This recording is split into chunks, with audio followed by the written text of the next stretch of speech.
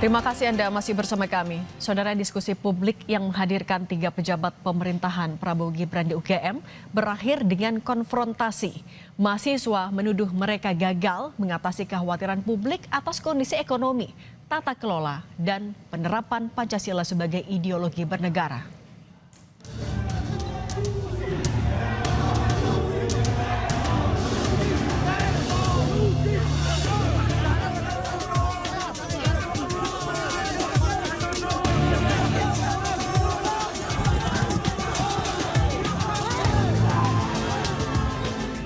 Diskusi bertajuk Kopdar bareng Masdar yang diselenggarakan sebuah platform podcast ini awalnya dimaksudkan untuk membahas Pancasila, fondasi filosofis negara Indonesia. Namun, forum ini berubah menjadi perdebatan tentang kinerja pemerintahan Prabowo Gibran. Diskusi pun berakhir ricuh saat mahasiswa menyerbu ke atas panggung. Ketiga pejabat di Kabinet Prabowo, yakni Ketua Tim Nasional Percepatan Penanggulangan Kemiskinan Budiman Sujatmiko, Menteri ATR BPN Nusron Wahid, dan Wakil Menteri Pertanian Sudaryono harus dibawa keluar gedung gelanggang inovasi dan kreativitas UGM karena situasi yang semakin panas. Menurut Sudaryono, diskusi yang awalnya berjalan kondusif tiba-tiba dihentikan sekelompok orang yang tidak menginginkan dialog. Sudaryono menyebut setelah pembubaran yang berujung ricuh, mobilnya dan mobil Menteri ATR BPN Nusron Wahid kembali dicegat. Ada sekelompok orang kemudian mengganggu dan tidak menginginkan adanya dialog itu. Ya, saya, Pak Nusron dan Pak Budiman berusaha stay. Karena setelah itu kemudian kalau tidak salah ada yang lempar air, terus ada yang mukul pundak saya gini ya. Pada saat pulang di mobil dicegat. Kemudian kami dicari-cari. Karena dicari-cari ya kami keluar. Ya kan, mereka menginginkan Pak Budiman hadir. Setelah kami keluar, kami nggak boleh dicegat, nggak boleh pulang. Dicari kami keluar. Kami duduk di lantai di aspal, kemudian kita berusaha untuk ya udah apa gitu. Tapi kan akhirnya enggak. Ya mohon maaf, maksud saya udah nggak ada nggak ada jual beli pendapat yang enak menurut saya. Jadi akhirnya ya diskusi nggak bisa diteruskan. Gitu. Ricuhnya acara dialog bersama 3 pejabat di Kabinet Prabowo ini menurut mahasiswa disebabkan rasa kecewa terhadap para narasumber yang dulunya adalah aktivis mahasiswa di era reformasi. Namun kini justru menjadi pejabat negara yang dianggap tidak pro pada rakyat. Kami tidak akan mengejar-ngejar mereka. Seandainya mereka menjawab satu pertanyaan sederhana saya, apakah mereka merasa bersalah? Tidak. Mereka justru memberikan pertanyaan balik dan juga justru mereka secara eksplisit merasa tidak bersalah. Itu adalah konsekuensi dari tindakan mereka. Dan jika kami dianggap jahat, merusuh atau apapun itu, sesungguhnya kejahatan mereka itu sangat-sangat lebih besar. Karena ada banyak rakyat yang tanahnya dirampas, meja makannya tidak diisi oleh makanan. Karena apa? Karena tanah bertani mereka digunakan untuk PSN. Suasana pun berubah panas hingga penyelenggara menghentikan acara dan petugas keamanan mengawal para pejabat keluar dari venue. Tim Liputan Kompas TV.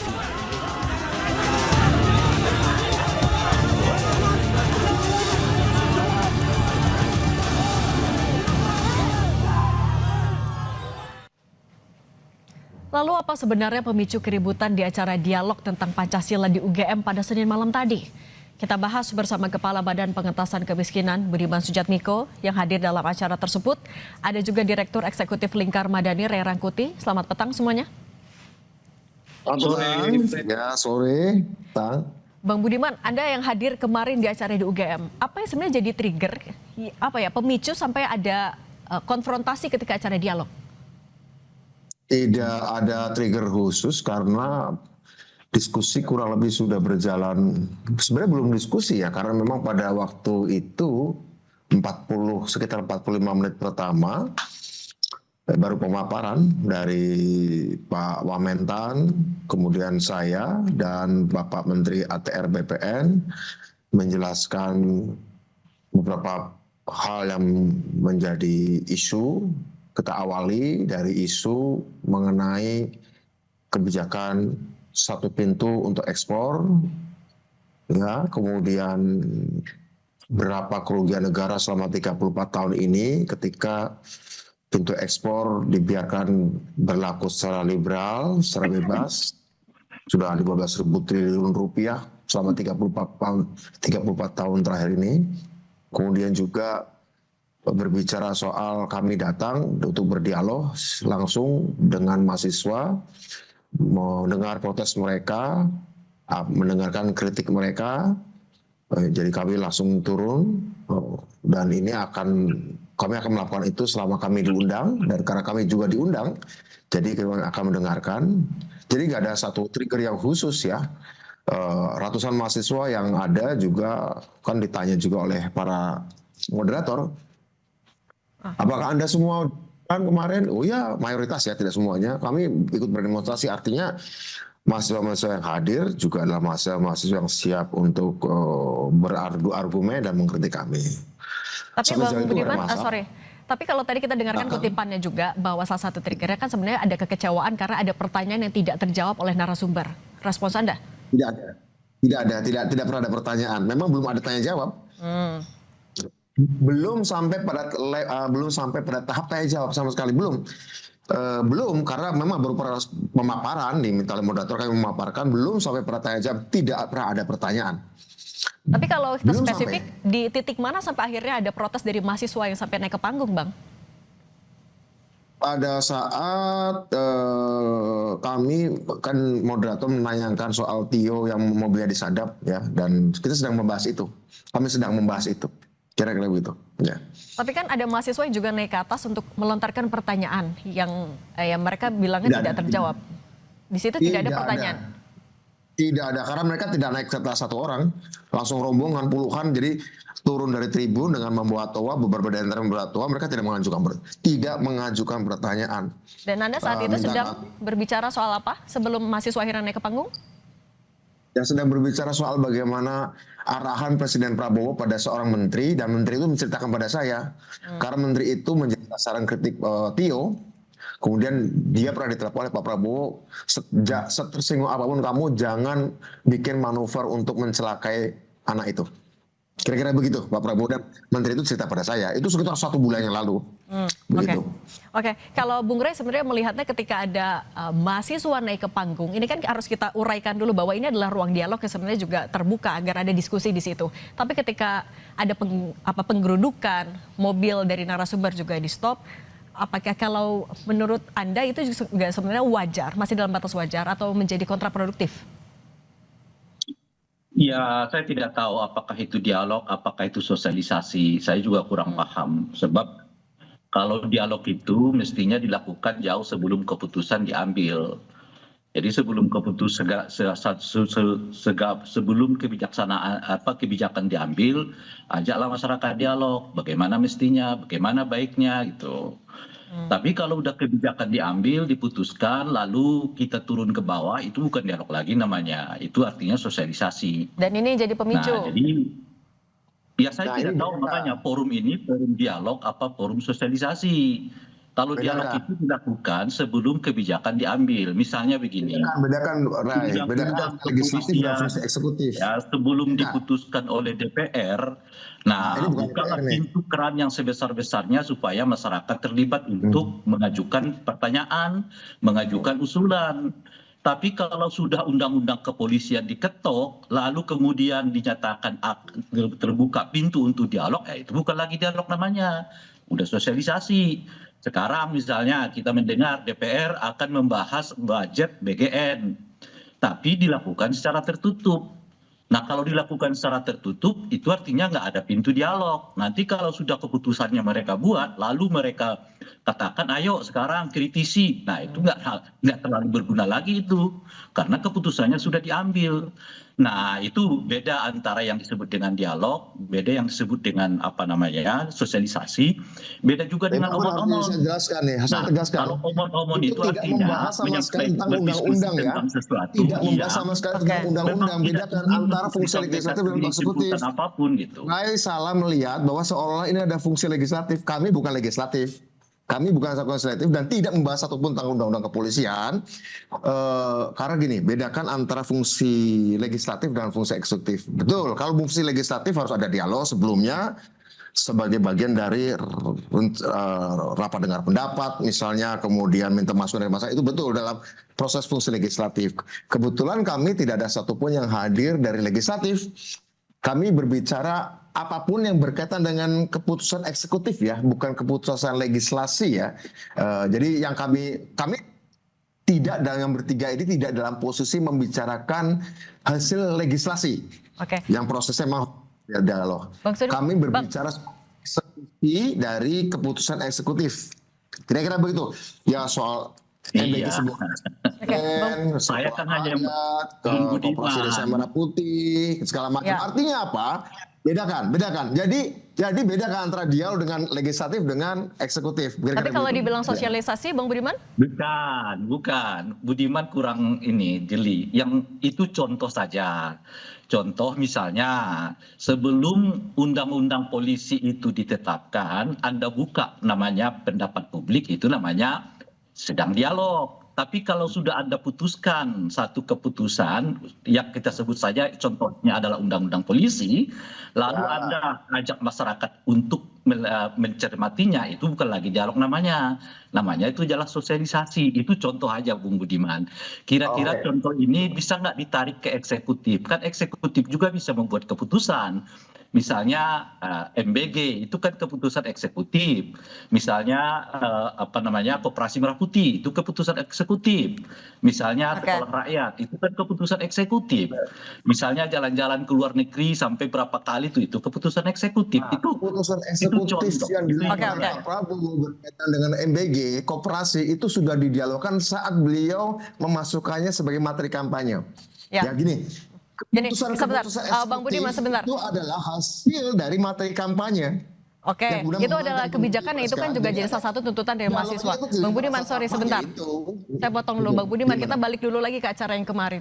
Bang Budiman, tapi juga salah satu faktor yang jadi keresahan dari mahasiswa adalah karena satu, ada pertanyaan dinilai tidak terjawab soal rasa penyesalan, dan yang kedua, juga ada ucapan yang tajam mencap Anda sebagai pengkhianat reformasi. Mahasiswa mengaku kecewa sebagai Anda mantan aktivis 98. Respons Anda seperti apa? Pertanyaan kedua adalah saya tidak bergabung pada sebuah pemerintahan diktatorial. Saya bergabung pada sebuah pemerintahan yang sampai Februari tahun 2024 nggak jelas menang atau enggak Pak Prabowo ini. Artinya saya bergabung pada sebuah pemerintahan yang bukan hasil dari sebuah bentuk kudeta atau apa, tapi hasil pemilu. Satu, pemilu dan demokrasi itu adalah hasil reformasi. Dan kebetulan menang. Pertanyaan di mana itu pengkhianatannya? Karena saya masuk ke sebuah pemerintahan hasil demokrasi adalah pemilu adalah hasil demokrasi. Satu itu. Kedua, yang tadi pertama yang soal ada pertanyaan pernyataan tajam ya misalnya ya. Ya sebagai salah saya juga sebagai pengkhianat reformasi tadi sampai di. Kami tidak mendapatkan pertanyaan ya waktu itu ya, tadi malam ya, tidak mendapatkan pertanyaan. Oke, tapi kalau dicap sebagai pengkhianat reformasi? Ukurannya apa? Justru itu hanya mungkin terjadi kalau terjadi diskusi, dialog, debat dengan audiens, yang itu nggak sempat terjadi. Itu nggak sempat terjadi tuh. Oke, tapi ketika mahasiswa naik ke atas, ya ada yang mereka mengucapkan itu. Bisa jawab, itu yang bisa dijawab kalau terjadi proses tanya jawab. Tapi kan waktu itu belum sampai tahapan tanya jawab. Belum terjadi. Tanya jawab belum terjadi. Oke, belum terjadi tanya jawab. Tapi ketika mahasiswa naik ke atas, kami juga mau minta tanggapan dari Bang Budiman. Ketika Anda dicap sebagai pengkhianat reformasi, respons Anda seperti apa, Bang? Bagus, ada pertanyaan pakai bahasa Jawa. Gini. Pak Budiman, saya dulu mengidolakan Anda, sekarang saya kecewa karena Anda meninggalkan kami. Meninggalkan orang miskin katanya. Oke. Wis penak po, jadi menteri Prabowo gitu. Saya bilang, biasa saja saya jadi menteri Prabowo. hidup saya tidak banyak berubah secara material dan saya masih setia untuk mengatasi soal-soal kemiskinan baik ketika saya jadi aktivis jadi DPR dan sekarang eksekutif. Saya jawab seperti itu. Tapi karena Rio nggak mungkin terjadi dialog yang dalam ya, karena situasi chaotic. Saya hanya melayani diskusi satu orang yang tepat berdiri di depan saya. Jadi saya hanya melakukan dialog dengan tepat yang di depan saya. Tapi karena Rio juga akhirnya nggak tuntas juga. Yang harusnya itu akan sangat bisa dieksplorasi dan elaborasi andai proses tanya jawabnya berlangsung seperti biasa. Oke, Kira-kira begitu. Oke, Bung Rey, ketika kemarin sampai ada mahasiswa mengeluapkan kekecewaan mereka sampai naik ke panggung, menghentikan acara, sebenarnya kalau menurut Anda seberapa efektif itu untuk meluapkan apa ya kegelisahan mereka? Ini kan udah fase-fase di mana masyarakatnya itu sudah turun ke jalan ya. Dalam kondisi yang kayak begitu itu udah fase yang ya katakanlah itu udah salah satu fase paling tinggi. Bahkan saya dengar di dalam forum itu ada kata-kata revolusi. Itu udah di atas apa yang kita sebut sebagai reformasi gitu. Jadi dalam kondisi-kondisi yang kayak begitu itu ya mau mengajak dialog lagi ya itu artinya kan sebetulnya telat. Itu persis seperti yang kita alami dulu 98. Kalau mahasiswa udah gedung DPR ya, turun di sana sini, lalu tiba-tiba seingat saya Panglima ya saat itu Pak Wiranto atau siapa, saya lupa posisi beliau itu, mengajak dan mengundang mahasiswa untuk dialog. Ya bukan lagi waktunya. Kita udah duduk di DPR kok masih mengajak dialog dalam kondisi kayak begitu. Itu satu hal gitu ya. Hal yang kedua adalah dialog kan sekarang ini nggak mesti seperti yang terjadi tadi malam.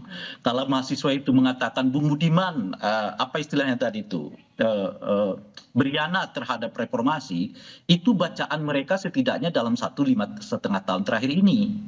Itu loh kira-kira tuh. Jadi itu dialog itu kan nggak seperti yang tadi malam aja. Dialog itu adalah realitas yang kita jalani sehari-hari. Kita sedang melakukan apa, kita sedang mengerjakan apa, kita menyatakan apa, kita bersikap apa. Itu bagian dari dialog yang dikembangkan selama ini terhadap masyarakat. Itu jangan Jadi kalau mereka udah misalnya sampai ke hal teknis sebenarnya bisa diselesaikan secara teknis jika forumnya tetap terjaga. Bulan terakhir. Ya itu artinya dialog yang terjadi selama ini ya seperti itu yang menimbulkan keputusan percakapan narasi diskurs bukan itu. Ini sangat teknis kok dialog itu. Sangat teknis. Ya, artinya andai terjadi semalam proses tanya jawab, ya. Proses tanya jawab terjadi mungkin permasalahan mungkin beberapa hal bisa diklarifikasi. Bisa jadi kami setuju dengan pendapat teman mahasiswa, bisa jadi mereka juga setuju dengan kami atau kami sama-sama nggak setuju, tapi setidaknya tidak ada peruncingan ketegangan. Saya kira itu yang kami sesalkan. Tapi kalau Bang Budiman, Anda melihat ini sebagai letupan keresahan saja, spontan, atau ini adalah bentuk frustasi juga dari mahasiswa? Ini kalau soal frustasi menarik ya. Sebelumnya saya di Semarang melakukannya, di Undip pagi hari, terjadi dialog yang sangat keras, tajam, kritik, menyerang, kritik, dan tapi berjalan dengan mulus. Sebelumnya juga Pak Sudaryanto dengan Pak Nusron juga melakukannya di Unsud Purwokerto dan melakukannya di UNS juga berjalan biasa saja. Di Semarang bahkan di tengah demonstrasi mahasiswa pagi hari dialog berjalan dengan smooth gitu ya, meskipun tajam sekali dan tidak kalah tajam dengan apa yang disampaikan letupan tadi malam, tapi isi yang tajam itu tetap dalam kerangka oke, kita sedang ada dalam sebuah forum. Setelah itu mereka demonstrasi saja, nggak ada masalah juga begitu ya, seperti itu. Karena yang menarik begini Mbak, saya kemarin diminta, ayo kalau Anda setuju kita keluar gabung dengan kami bikin revolusi seperti itu. Menarik, itu letupan yang wajar saja. Tetapi sayang kalau itu tidak dilakukan saat Q&A atau tanya jawab. Bagus sekali itu sangat tanya jawab. Kita banyak bisa banyak titik temu. Saya kira itu. Oke, Bung Rey, berarti kalau menurut Anda sebenarnya ketika kebijakan sudah diterapkan bukan lagi dialog tapi itu sosialisasi, berarti seharusnya forum untuk mendengarkan suara rakyat. Harusnya kayak gimana?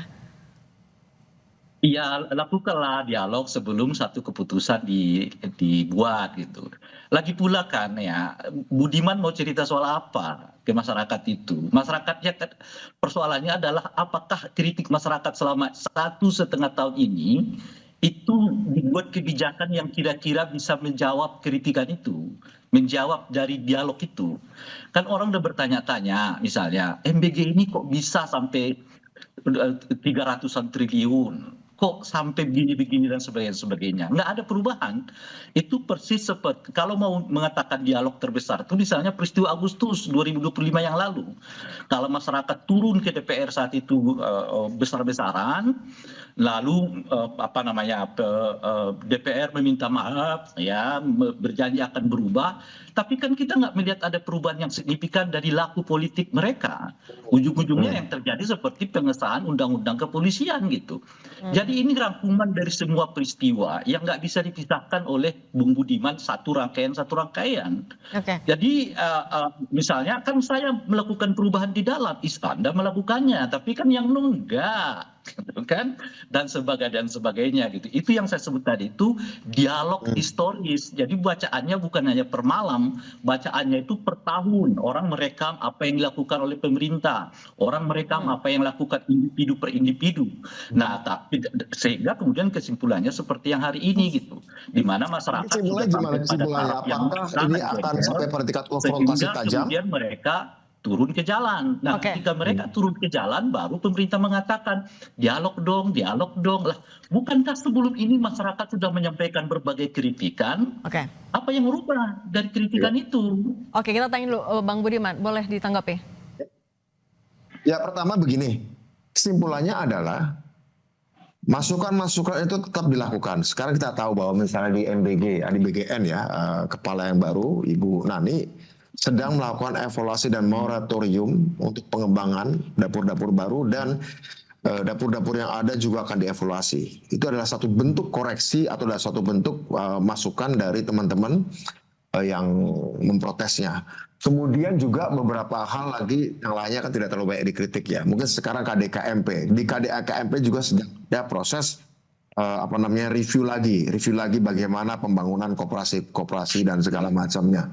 Tentu saja apa yang dilakukan oleh dialog desa masukan Rai tadi berkaitan dengan dialog historis itu benar, itu menjadi catatan.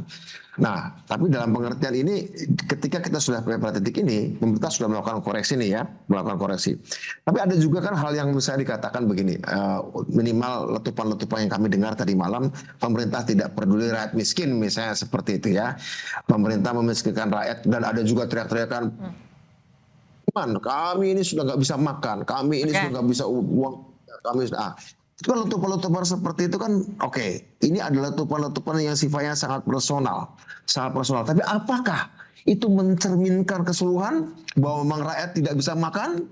Artinya Bang Budiman, ketika tadi Anda juga menyinggung ada teriakan sampai ada revolusi, itu berarti maksudnya tidak mewakili semua keresahan publik, hanya sebagian saja?